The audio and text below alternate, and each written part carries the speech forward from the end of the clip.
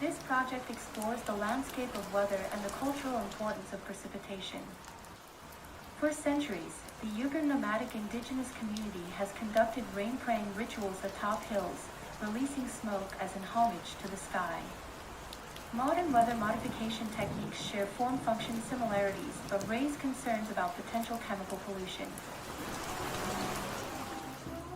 This project introduces a hybrid landscape form that respects the tradition and accommodates local ceremonies.